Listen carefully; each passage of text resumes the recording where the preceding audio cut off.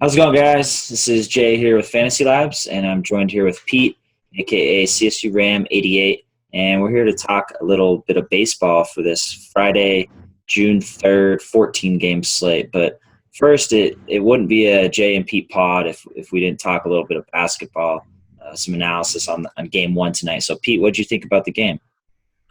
Well, we, of course, have to talk about the NBA. We won't have the luxury of talking about the NBA for that much longer. So, obviously, the OKC Golden State series was phenomenal. I really thought OKC, probably should have won Game 6.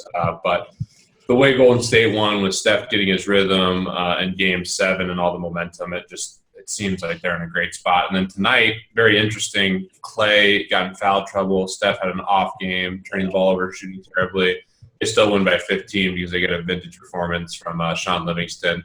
Andre Iguodala continues to show that he's one of the most valuable players in the league. Steve Kerr, I think, is the best. He's obviously a freak athletically in terms of his wingspan and his quickness and his strength, but Steve Kerr says he's one of the smartest defenders he's ever been around, and Definitely. you can just see it when he plays. Westbrook, Durant, LeBron, whoever he's guarding, the best players in the league, he's doing a great job on them. And there's a reason he was the Finals MVP last year, and I think he's going to be a huge ingredient in this series. So, I just see Golden State. I like Golden State here. What are your thoughts?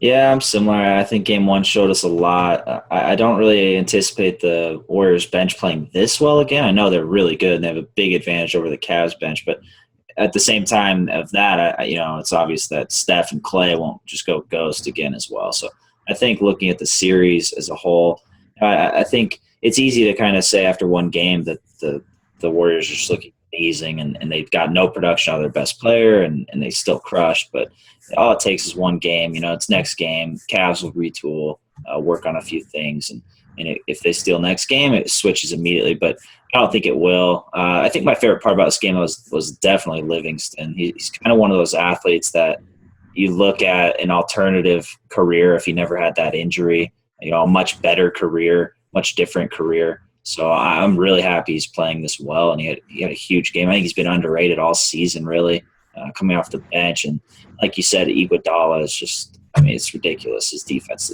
Those back-to-back steals he had, it's just incredible. So, yeah, I think it's going to be very, very tough for the Cavs to keep this one close. Love is just not really a strong factor in this series. Kyrie's defense is horrible. So it's going to be really hard for them to push this 6 or 7 games, I think. It's going to be interesting. One thing on Livingston, you mentioned what his career would have been like, and I certainly think that's true. He could have had a fantastic career, but they were even talking about after the game how his injury, no one expected him to come back from it, and he's shown and he's given motivation to a lot of other people, and it hits home for me. Obviously, I've had a pretty brutal injury, rupturing my Achilles. I'm very blessed in general not to have injuries, but it's inspiring to see people come back, and one thing that's fun for me right now is just doing a variety of things from diet and, obviously physical therapy, getting in the pool, all these things. And the cool part is it's an opportunity to be a better self afterwards. And I think Livingston, learned so much from his injury. So he's come back mentally just as a much different person than he might have been as well. So I just see a lot of things. I root for guys like that. And obviously I'm not trying to compare myself at all. I'm by no means.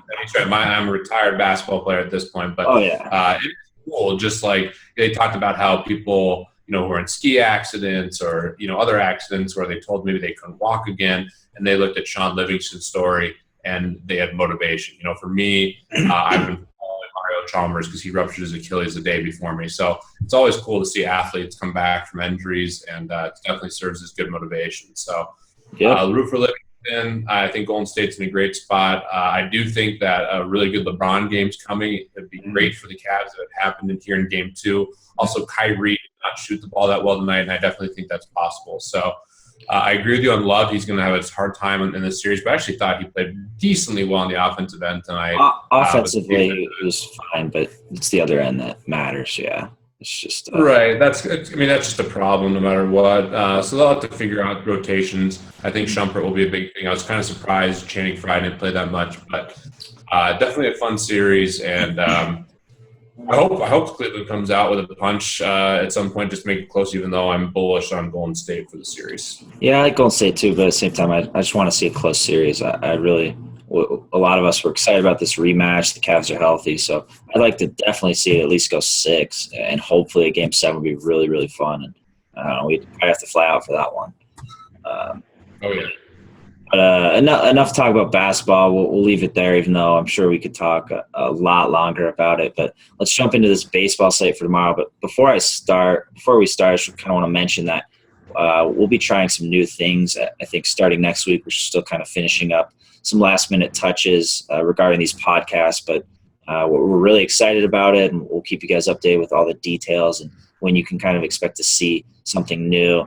This will be the last pod Pete and I will do, the traditional pod before the new changes go into effect. So we're kind of just going to mix this one up a little bit compared to the usual pod. So I think we can start things off kind of discussing a few aspects of tomorrow's slate that can maybe also be used for future slates as well. So not necessarily pinpoint plays here and there and some stats. We're kind of going to be a bit more broad and recommend some plays here and there, but also recommend bits and pieces of a process that will help you guys succeed, and that's something that we're looking for in these pods long term. So kind of the process of creating lineups for different slates each day. So Pete, I think for me personally, a couple things I look at, we're filming this pod night before, so we glance over the slate, of course. Two things I look at right away are the first thing is, are the Rockies playing at Coors Field? I just think it's so significant with the run totals in these games. We saw this last series, how crazy it was. You kind of just need exposure and cash. That's something I look at is, okay, is this a Coors Field slate or not? And tomorrow we don't have Coors Field slate. The second thing I look at the night before is just the pitchers. I just glance over the pitchers to kind of see what we got. There's some slates where we have 0 aces on the mound. It's a bit more difficult. You're going to have to focus more time on selecting your pitcher. And then there's slates like tomorrow, for example, we got Noah Syndergaard at the top. So I kind of glance over the pitchers and just kind of see if it's full of aces or if it's full of scrub donkeys and make you work harder. So what are a couple of things you kind of look at the night before? Do you have like a process, a ritual of things you glance at first? Absolutely. So one thing I think is critical and a great game for you guys to play, and you can do it with our lineups page throughout the day, is you should be guessing with the way you think the lines are going to move. So I'm always looking at team totals and trying to identify, okay, I think this line's going to move this direction. I think the team total will raise here. I think the team total will go down. And then like you, I look at the pitching. And tomorrow we have a variety of different pitchers on the mound. Obviously, Syndergaard is the clear-cut number one for me, and I think for most people. But there's other options, especially for tournaments. And, pitching is obviously a huge part of it. So getting the research done on the pitching is a huge thing, identifying the spots where you want to take teams against pitchers and then where you might be willing to take a pitcher in a contrarian spot. So I think really what we want to do more going forward is just identify good spots and, situations where I think there's a lot of upside. So hopefully we can do that for you guys tomorrow. I definitely think there's some really interesting spots in general and certainly pitchers outside of Noah that are intriguing. Yeah, absolutely. And we'll jump into pitchers in a second. But one thing about the Rockies at Coors Field, they are in Petco Park now, which is Coors Field. It feels like 20 runs last night. And what they finished with tonight, 29? I tuned out of that game. Yeah, 29. So, 49 runs in 2 games. Insane. So pretty crazy. But, let's jump into pitching, though, real quick. And we mentioned Syndergaard. I think you look at this slate as a whole, and I think he's a pretty strong, easy cash play for me. Kind of a guy I'm going to build my team around. I think we'll have enough value. There are a lot of injuries to monitor tomorrow. I think some value hitters will pop up throughout the day when lineups are confirmed. That I'm pretty set, just glancing, of course, on going Syndergaard in cash. We have a few cheaper guys. I think I like Drew Pomeranz against the Rockies at home. I like Vincent Velasquez against the Brewers. So we have a couple cheaper guys. Who else are you kind of looking at in terms of pitchers? And are you focused on them in cash or kind of more tournament exposure? All right, so for me, most likely it's going to be Noah and cash, almost no matter what. I love Noah Syndergaard just in general. And one thing you can look at, just if you look at his advanced stats and other things, this guy throws harder than almost any pitcher in baseball, and he generates a huge amount of swing and misses. So against this Marlins team, even on the road, I think it's an elite spot. He has a higher strikeout per 9 than almost anybody. There is one guy who I'll talk about in a second who has just been dominating in terms of his strikeout per 9. but Noah is the cash game play. So all the rest of these pitcher recommendations are either secondary pitchers on DraftKings or tournament options, in my opinion. Before you jump in them real quick, can you kind of talk about, I know like Syndergaard and I'm on the same page that it's just an easy cash play. Is this usually how it is for you, where you kind of just lock in on one, or is it just slate dependent and you kind of go back and forth? Is basically his pitcher the first thing you look at and lock in your cash game lineups? Absolutely. And certain times there's really elite. When you're thinking about roster construction for the day in cash games, you're looking at pitcher almost no matter what first to see if there's a value pitcher you like, and then obviously the studs. And then the bigger thing is just figuring out, okay, where am I going to get my bats? How much are they going to cost? Is Coors in play? Are the Red Sox in the lead spot? Whatever. I mean, how much am I going to have to spend to get exposure to what I think are the best hitting environments? So tomorrow, I think, like you said, there's going to be a lot of opportunity to get some value plays in, which will make it a lot easier to roster Noah. And the other nice thing is the price isn't that high because his last game he got ejected for throwing behind Chase Utley. So he seems like a lot to me. Right. I agree. In cash, it would be tougher. I'd have to consider some cheaper guys more heavily if there was just like an elite spot where I had to pay for some expensive bats. And there still is. So we'll talk about it. I think Boston in particular is a great place to spend money and go with a cheaper pitcher. Yeah. In terms of other pitchers, I mean, I was just hinting about a guy who has a really high there's two guys actually. The highest K per 9 is Yu Darvish. Bring him up first. He is on a pitch count, so that kind of limits his upside. Only 85 to 95 pitches, but he still could get there. Last game he only pitched 5 innings, but he could still go 6 innings, 10 Ks, and 95 pitches. And this is a guy who, when he first came into the MLB, was striking out more batters than anyone else. So there's definitely upside there. Just the pitch count is concerning. The other guy who gets a ton of Ks is Drew Pomeranz, and we just talked about how there's been a ton of runs scored at San Diego. I'm not going to let that affect anything at all for me.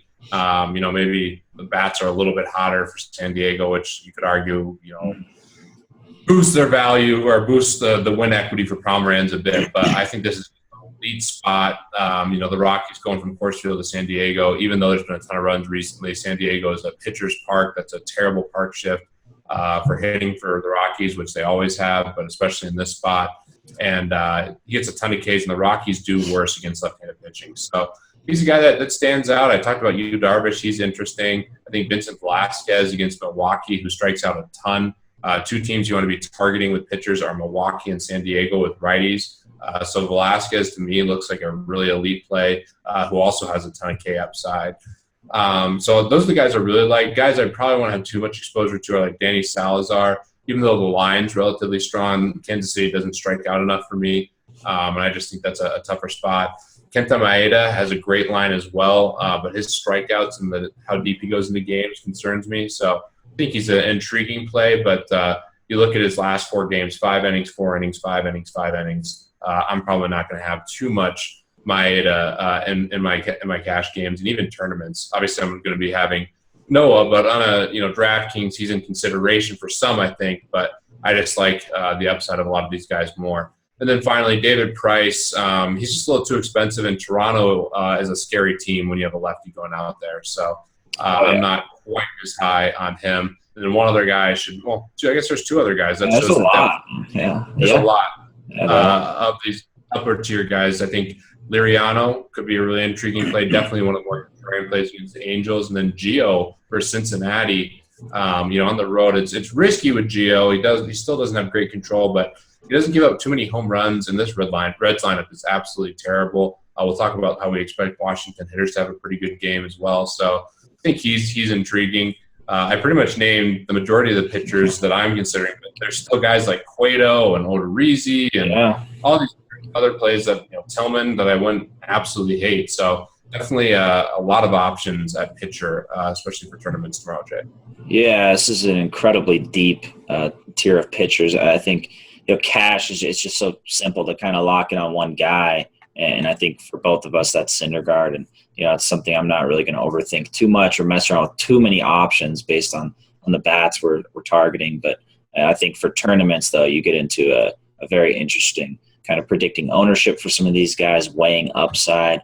Depending on what tournament you're in, if you're in a smaller tournament, you you predict the ownership a little bit more. And in these large field tournaments, you got to get low on guys, be contrarian a little bit. So yeah, it's a very interesting pitching slate, and I think a lot will have to do with how these lineups shape up tomorrow. We have a lot of guys who are questionable as of now. We'll see what kind of lineup some of these teams put out there. Like the Pirates have half their team is questionable, more maybe even on the doubtful side. So yeah, I think it'll boost some pitchers' value if we see some B minus, C plus lineups out there that we don't really know for sure right now. So those are all kind of things to monitor, and that's how you kind of get through all this pitching depth and rank them, I guess.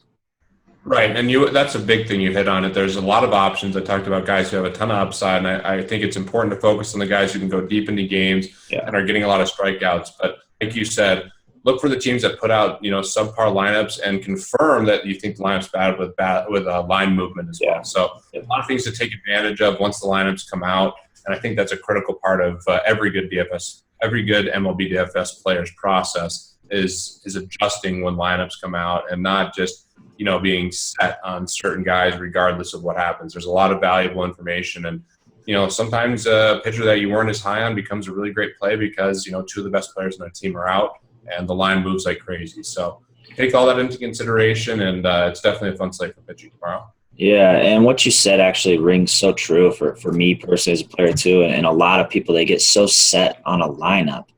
You think about it so long and you did everything right and you have this lineup, and then things change and you don't adapt to them. You're stuck on your lineup, and that happens so many times. So I think it's very important to not be like attached to your lineup. It can improve. Just because you made an optimal lineup an hour ago doesn't mean it's optimal an hour from that time. So you look at these line movements, the confirmed lineups, and don't be afraid to take someone out of your lineup and put someone in better just because you're stuck on that lineup. So, and that kind of goes for all sports, football especially too, basketball definitely. So that's something to always be aware of, I think. Let's transition into some hitters, talk about kind of just the hitting on the slate. We mentioned in cash we're likely spending up, so it's going to be tough to fit in some of these guys we like. I'm looking at a guy, Jason Worth stands out to me, facing a lefty, Brandon Finnegan. You look at the Astros facing Jesse Hahn. I think most of their hitters are solid. Of course, they're a bit expensive. Michael Taylor is a value play I have my eye on. He's just 2,400 on FanDuel if he ends up starting over Ben Revere since they're facing a lefty. So these are kind of things like I identify a few scenarios I'm looking for. Like I mentioned, the Pirates will be very interesting tomorrow with all the injuries on their front. We could see some value pop up. Sean Rodriguez, I'm expecting to play. He plays all positions. If Mercer's out, he can play shortstop. I could play outfield. I think Matt Joyce has a good chance at playing. So we have a lot of guys that might get lineup bumps, boosting their value at affordable prices that we'll kind of need in cash. So kind of things of this nature where you expect something to happen, but we're kind of just waiting for the concrete situation to unfold. So with all the injuries on the slate tomorrow, I think a lot of lineups will be different, possibly open up some value plays. And I think it'll also open up some sneaky tournament plays as well for pitchers too. So what are you kind of thinking on the slate hitters wise? Well, first of all, the Nationals are a great spot. I think Jason Worth is a great play. I think Rendon's going to be a great play. If Michael Taylor starts, which I hope he does, and bats leadoff, that's a great savings right away. Love taking leadoff hitters on the road. And a big point here, one thing that I don't know if everyone's doing is make sure you're paying attention to how well the bullpens are pitching. The Reds have one of the worst bullpens in the entire major leagues, which is why the Rockies team totals were so high. Obviously, they're high just in general from being at Coors, but factor in a bad pitcher, starting pitcher for the Reds, and then a pitiful bullpen that's already taxed. That really impacted the team totals. And I think we could even see the team total rise for the Nationals tomorrow. The Reds bullpen's very taxed, and the wind's blowing out, which it looks like it might be a little bit right now. Could be a really nice spot for the Nationals. So that's a great spot to look for first. That's a overall spot I'm looking for. I want the righties that are batting towards the top of the order. I'm hoping that's Taylor, Worth, and Rendon. I think the Red Sox, if you want to spend money, are an elite spot. I'm not a big BVP guy in general, but I do look at it, especially when taking a look at knuckleball pitchers.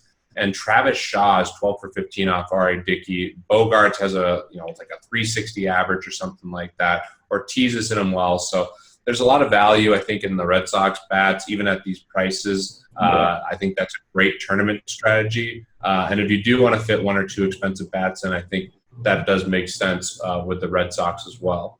Other hitting spots, you talked about Houston. I think Rasmus will be a good play. Valbuena, depending on where he bats, could be intriguing.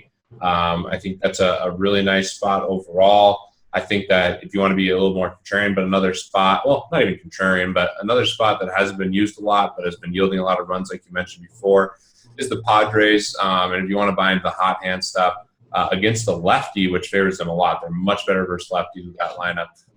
Myers, Kemp, Solarte, even Melvin Upton. It's weird calling him Melvin Upton. He's a decent play. So there's spots. I don't mind the Rangers either. The Tigers have a pretty high team total at this point. Like you said, the Pirates are going to be a very intriguing team. So I think there's good options around, and definitely you want to take advantage of the really cheap value plays. So you can do Noah and then maybe sneak in some Red Sox bats, because I think that's probably the best overall spot regardless of price with some of these guys. Yeah, I tend to agree that the Astros and Red Sox I like a lot. So I think, you could focus on some stacks and tournaments. They'll probably be the highest on stacks, but it's difficult with some of these top-tier pitchers. So you're going to have to save at pitcher, go contrarian a bit with some guys we mentioned that are on the cheaper end of the top tier, and then mix and match some Red Sox. I mean, the Red Sox are just unreal, right? Like, it's crazy how good that offense is. Ortiz, the hitting streak, Bogarts. That's just one of the best players in baseball. It's crazy, yeah. Jackie Bradley's expected to be back tomorrow, so it's just the lineup is just so good. I feel like you always want exposure to them, especially in juicy matchups. So, absolutely. Let's talk next. We kind of just broke down some pitchers, what we do with it, and hitters as well. Let's kind of differentiate between cash and tournament. We'll start with cash.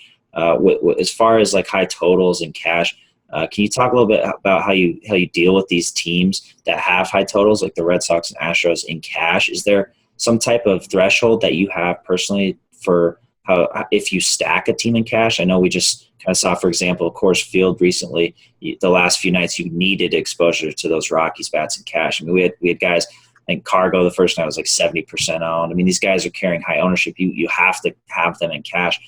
How do you kind of deal with that in terms of stacking in cash, getting 3 guys or 4 guys in one game or one team?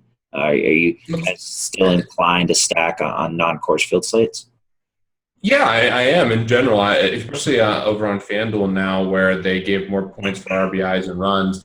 Correlation becomes even more important. And I've noticed that a lot of the top players often have that correlation, and it makes sense. You try to identify, a spot where you think is very conducive to a lot of runs being scored or a lot of home runs, and you take multiple guys from that team. So for me tomorrow, the Red Sox are intriguing. It's harder to stack them because they're also expensive with Noah. The team that I'm most likely to have 2, 3, 4 guys on tomorrow is the Nationals. I hope it's Taylor, because if it's Taylor, then I'll probably play Taylor, Worth, and Rendon. They are a little bit more expensive on FanDuel. Rendon is expensive, so maybe I'll have to make a tough choice at third base with him and Shaw. And there's some other guys. We'll see where guys end up batting. The Pirates are a good spot, but I do think that it's important to get correlation with the new rules. It's not a must. Every slate is dynamic, going with set rules. But in general, especially if you have a coin toss, I guess this is an easy way to answer that question.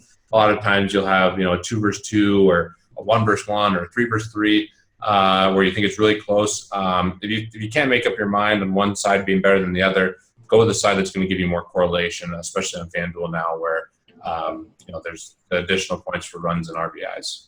Yeah, that's great analysis. I agree completely. I find myself often on FanDuel specifically kind of stacking in cash a little bit when some of these teams, maybe the Rockies implied at 7 runs. Like it's insane. So I think you look at some of these implied totals and they're just so much higher than other teams. And if you can squeeze in those value guys on those teams, just get exposure to that lineup, I think is important in cash. Cash, people think it's so simple and like, well, you play the optimal plays. It's everybody knows the optimal plays, but that's not really the game that we play. Cash games. It's lineup construction. It's actually piecing these guys together and fitting the optimal lineup in the salary. Of course, we know yeah, I'd love to just stack the Red Sox and Astros in cash and play Syndergaard, but that's not feasible. So I think people kind of misjudge or underestimate the skill in cash games and how you really want to optimize, like solving a puzzle and just fit these pieces together,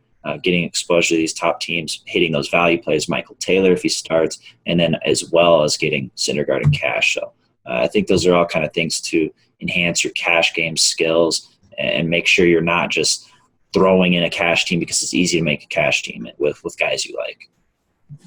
Right, and especially now. I mean, we're in June now. Everyone's getting better at baseball, and you got to be smart. Yeah. It's hard to play 162, every night and win consistently. It's people are good now, so I think you got to take that extra step and utilize that extra edge and really taking time to focus a lot on lineup construction. We have all the data, we have all the tools available. Shouldn't take you too long to identify who the good plays are on a day-to-day basis, but I think you do need to spend a lot of time on piecing them together carefully. So let's move on to the opposite side of the spectrum and talk a little bit about tournaments on this slate and just kind of tournaments as a whole. I think one of the big things with tournaments with new players and some of our listeners is that it's really easy for us to sit on these pods and say, well, this guy's a cash play and this guy's a tournament play and so tournament play will be low owned. We kind of get a lot of guys asking us like, well, how do you know he's going to be low owned? We don't have ownership percentages. So you play every single day, and a lot of pros that play every single day, you kind of get into a rhythm and can kind of guess throughout the season, okay, this guy's going to be highly owned. A lot of people have been on this guy. You have a feel for it. After years of playing, you kind of gain a feel. But kind of for new guys, and when we say this guy's going to be low owned, what exactly do you think we're looking for when you target low owned guys for tournaments?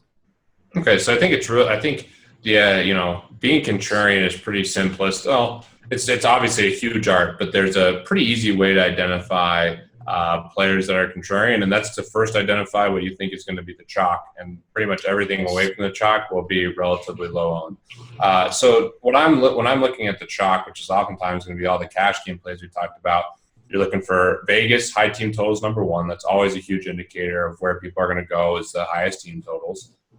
Two, you're going to make sure you take advantage and look at price. Certain types, like the Nationals are probably really popular because of their price. So you look for team totals and players that are conducive to roster construction oftentimes will be heavily owned. Some of those really cheap fun plays will be very heavily owned. And then I think it's something that might be, I wouldn't say undervalued. It's an interesting thing. In tournaments and in general, we know that everyone has a recency bias. So identifying guys who might not be like super piping hot or might even be on a cold streak for whatever reason, maybe they're getting unlucky, that's often a great place to start instead of targeting all the guys who are really hot, because guys who've done well recently stick in people's minds and they're more apt to play them. And especially if they played them, over the last couple of days and they've been hot, they're definitely going to go back to the well that got them, these good returns over the last couple of days. So that's kind of the art for me, or the beginning process is try to identify who you think the chalk is. And then I won't overthink it from there. If you know that, hey, this is not a chalk play, then go with it. And one other thing, I guess, too, is if you're looking around, researching and getting information on FantasyLabs or wherever, the guys at the top of the models, guys that are touted the most, oftentimes are going to be heavily owned, and going away from them also is probably smart in tournaments. Yeah, that you basically just broke it down in the simplest way I've heard in terms of predicting ownership. There's not an exact science to it. Things fluctuate a lot in tournaments. Strategies change for some of these top players who enter a lot of tournaments. It changes and fluctuates percentages. So yeah, I think I completely agree with identifying the chalk, and we kind of broke it down. Scenarios where, was the Matt Holliday, I think was like 71% on. He was 3K on FanDuel. Cardinals were just a great spot.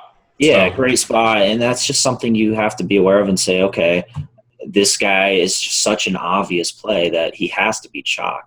People aren't dumb. They're not going to miss that. We have a lot of savvy players. So you look at that, you say, okay, you might not think he's going to be 70% on. I didn't, but he's going to be really highly owned. And, I think he finished with like 15. And this was a night where scoring was absurd. So that's a situation. In tournaments, you could say, okay, I think Matt Holly's going to be really highly owned. I'm going to fade him and get some of these other low-owned outfielders. And like you said, you target, you take the opposite. I mean, you first think about the chalk, and then the guys below them are going to be lower owned, and you just work your way down and down. Cold players, I think, are great in tournaments. The nature of MLB, we have batted ball statistics, data that you can look at to see, okay, this guy's putting the ball in play. His BABIP might be low. He's getting unlucky. I want to jump on him at a low ownership before he starts hitting home runs if his distance is far, and things of that nature. So I think those are all kind of ways to predict ownership, and that's really just such an advantage. A big part of tournaments is to have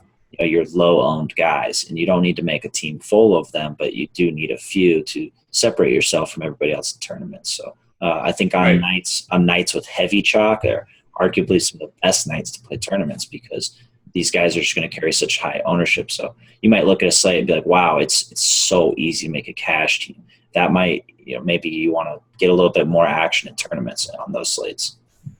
Right. And I mean, every slate's dynamic. There's different ways to be contrarian. And like you said, the nights where it's mega chalk are the best nights. In baseball, more than any other sport, there's so much more value being contrarian, because even the mega chalk that's in the best case scenario, great spot, they can still have bad nights, because in baseball, the best players only succeed, 30-some% of the time. So it's one of those things where even the best spots can fail, and they do fail way more in baseball than almost any other sport. And it's a great opportunity to be contrarian. And one last thing, just specifically about the slate, because there's a lot of guys who are contrarian. We talk about some of the spots. You could still play relative chalk tomorrow from the hitting, just because there's so many good pitching options. And if you nail the right contrarian pitcher, that's another way to be, and have a contrarian lineup. So it should be a fun slate, and hope everyone, especially our FantasyLabs subscribers, kick ass tomorrow. Definitely, yeah. And just tournaments are just such a different strategy than cash. And so kind of in these future pods, we're going to focus more and dig a little bit deeper into distinguishing these differences. So that's something we're definitely working on. And I think we broke the slate down and offered some advice for you guys, just not only to apply to tomorrow's slate, but as well as future slates, and kind of just enhancing your process a bit. But Pete, I think we broke this down. I definitely have to start packing. We got a pretty fun weekend ahead of us. I got to head to Walgreens and go on a little candy run for LA, but I'm pretty excited for this weekend. For you listeners, Pete has a couple seats to the FanDuel Playboy Mansion tournament. Bales has a seat, so I'm heading out there to be a groupie for a weekend and cheer them on. And I'll say right now, I'll claim all the credit if one of you guys wins, but I'll take zero responsibility if you lose. How are you feeling about this weekend? Are you mentally prepared? Oh, it's going to be great. And the nice thing about this tournament is there's not a ton of pressure. It's all about having fun. The variable equity for a live final is one of the smallest you'll ever see. So there's no stress. It's going to be a great time. We have a great crew, and eager to go to bed and wake up and be on the way to LA. So we're excited for that. And definitely we'll be posting some pictures, and we have a lot of the FantasyLabs crew together in LA. So that'll be a lot of fun. Definitely excited, but we'll end it there. Good luck on this slate. Remember to monitor all these injuries tomorrow, or just kind of wait until lineups are officially confirmed. And we'll keep you guys posted on our new podcast updates. And until the next one, good luck, everybody.